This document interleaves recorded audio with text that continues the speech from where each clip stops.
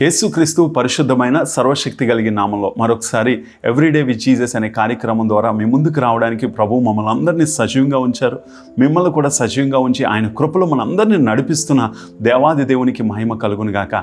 ఈ ఉదయకాల సమయంలో మనం ప్రభు యొక్క సేవ చేస్తున్నాం అనుకుంటున్నాం, కానీ సేవ చేయవాడు ఎలా చేయాలో తెలుసా? ఆయన్ను వెంబడించేవారుగా, ఆయన అనుకరించేవారుగా, ఆయన యొక్క ప్రతిబింబం మన ద్వారా ప్రజలు కనుపరిచేటట్లు ఉండాలట. ఒక మాట చిన్నప్పుడు సండే స్కూల్లో చెప్తారు, ప్రపంచంలో ప్రజలు 4 సువార్తలు చదవలేరు, కానీ 5వ సువార్త చదవడానికి ఇష్టపడతారు. ఆ 5వ సువార్త ఏమీ కాదు, నువ్వై ఉన్నావని. ఈరోజు మన వైఖరి ఎలా ఉంది?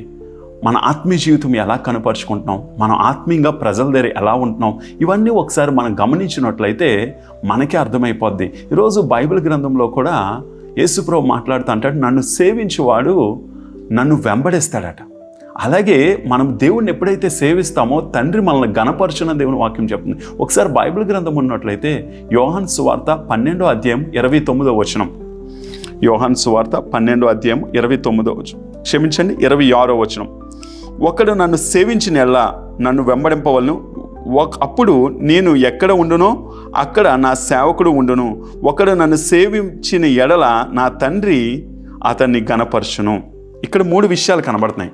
ఒకడు నన్ను సేవిస్తే నన్ను వెంబడిస్తాడట. యోహాను 12వ అధ్యాయం 26వ వచనం. ఒకసారి ఆలోచించండి, మనం ఆయన సేవిస్తున్నాం, ఆయన సేవ చేస్తున్న వాళ్ళు ప్రత్యేకంగా సంఘంలో పాటల్లో ఉన్నావా, సంఘ పరిచర్లో ఉన్నావా, సంఘ ఇన్ఛార్జెస్గా ఉన్నావా, లేకపోతే సంఘ కార్యక్రమంలో ముందున్నావా? ఒకప్పుడు సంఘ కార్యక్రమంలో ఉన్న చాలామంది ఈరోజు దూరం ఎందుకు అయిపోతున్నారు తెలుసా? ఆయన అనుకరించలేకపోతున్నారు, ఆయన వెంబడించలేకపోతున్నారు. సేవ చేయడం ముఖ్యం కాదండి, క్రీస్తుని కలిగి ఉండడం ముఖ్యం అంటాడు ఒక దైవ సేవకుడు. నువ్వు ఎంతమంది ఆత్మలకి సేవ చేసావు, ఎంతమంది ఆత్మలకు సువార్త ప్రకటించావు కాదు, ఆయన నామాన్ని గణపరుస్తూ ఆయన వలె నడవడానికి ఇష్టపడాలి. అందుకే అపోస్తలుడైన పౌలు అంటాడు, నేను క్రీస్తును పోలి నడుచుకున్న ప్రకారం మీరు నన్ను పోలి నడుచుకోండి. యోహాను సువార్త 12వ అధ్యాయం 26వ వచనంలో అదే రాయబడి ఉంటుంది. ఏమని రాయబడి ఉంటుంది?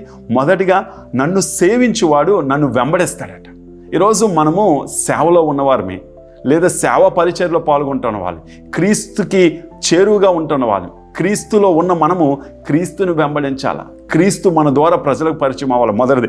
రెండోది చూడండి, అక్కడ ఏమని రాస్తున్నాడు? అప్పుడు నేను ఎక్కడ ఉండునో అక్కడ నా సేవకుడు ఉండునట. అంటే దేవుడు ఎలా హెచ్చించబడ్డాడు, దేవుడు ఎలా గణపరచబడ్డాడు, దేవుడు ఎలా శ్రమలో ఉంటాయి, సంతోషం ఉంటుంది, ఆశీర్వాదం కూడా ఉంటుంది. యేసుప్రభు ఈ భూమి మీద ఉన్నప్పుడు ఆయన ద్వారా ఎన్ని కార్యాలు జరిగాయో అలాంటి స్థాయిలో దేవుడు ఉంచుతాడు. అలాగే భూమి మీద ఆయన హింసించి, నిందించి, చెడ్డ మాటలు పలుకున్నప్పుడల్లా మీరు ధన్యులని ఎందుకు చెప్పారంటే, మనం ఎప్పుడైతే ఆయన వెంబడిస్తామో ఆశీర్వాదాలు ఉంటాయి, దుఃఖము ఉంటుంది, సంతోషం ఉంటుంది, నెమ్మది కూడా ఉంటుంది. ప్రియులారా, ఈరోజు మర్చిపోక, ఎప్పుడు కూడా బ్లెస్సింగ్స్ ఎక్స్పెక్ట్ చేయకు. దేవుడు నీకు ఏది ఇచ్చినా, అందుకే కలిగి ఉన్నది ఏదియో ఆయన లేకంటే కలుగులేదని దేవుని వాక్యం చెప్తుంది. మూడోది అక్కడ రాస్తే ఏమంటున్నాడంటే, నన్ను సేవించువాడు అంటే నా పరిచర్లో పాల్గొన్నవాడు, నా కొరకు కష్టపడేవాడు, నా సంఘంలో పనిచేయవాడిని తండ్రి గణపరుస్తాడట. ఈరోజు నేను గణపరచకపోవడానికి కారణం ఏంటంటే, సంఘ పరిచర్లో పాల్గొవు, సంఘములు ఏ పనిలో కూడా ముందుకు ఉండడానికి ఇష్టపడవు, సంఘ కార్యక్రమాల్లో ముందుకు ఉండడానికి ఇష్టపడట్లేదేమో నువ్వు. ఈరోజు ప్రభు నీతోటే మాట్లాడుతున్నాడు. నువ్వైనా నేనైనా ఈ ఉదయకాల సమయంలో ఆయన సేవ చేయడానికి ఇష్టపడుతున్న మనం ఎవరమైనప్పటికీ కూడా మరొకసారి ప్రభు మనతో మాట్లాడుతున్నాడు. ఏమని మాట్లాడుతున్నాడు తెలుసా? ఆయన వెంబడించాలని ఆయన కోరుకుంటున్నాడు. ఈరోజు మనల్ని తండ్రి గణపరచాలని ఆశపడుతున్నాడు. ఈరోజు నుంచి అయినా ఆయన వెంబడించే వారిగా ఉందాం, ఆయన్ని సన్నుతించేవారిగా ఉందాం. ప్రియులారా, ఈరోజు ఆయన సేవా పరిచయంలో ఉంటున్న మనము, క్రీస్తుని కలిగి ఉన్న మనము, క్రైస్తవులని పిలువబడుతున్న మనము క్రీస్తుని వెంబడించే వారిగా ఉండగలిగితే అది మనకు ఆశీర్వాదము. అందుకంటాడు క్రిస్టియన్స్ అని పిలుస్తాం. అంటే క్రిస్టోస్ అనే లాటిన్ పదం నుంచి తీయబడింది, అనగా క్రీస్తుని వెంబడించేవారు. వి ఫాలో క్రైస్ట్ అని అర్థం. ఈరోజు దేవుని వెంబడిద్దాం, ఆయనే మనకి మాదిరిగా పెట్టుకుందాం.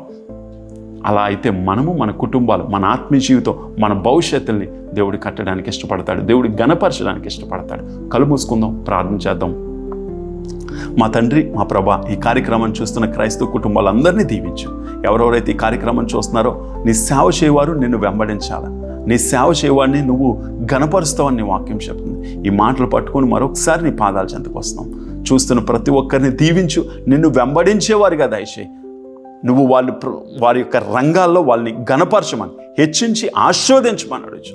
ఈరోజంతా నువ్వు నడిపించి బలపరచు. నీకు వందనాలు, నీకు స్తోత్రాలు చెంచు. యేసుక్రీస్తు పరిశుద్ధమైన నీ కృపా కాపుదల నుంచి ముందు కొనసాగుదురుగాక నొప్పుకుంటూ అడిగి వేడుకొంచున్నాము తండ్రి. ఆమెన్. God bless you. దేవుడు మనందరినీ దీవించును గాక.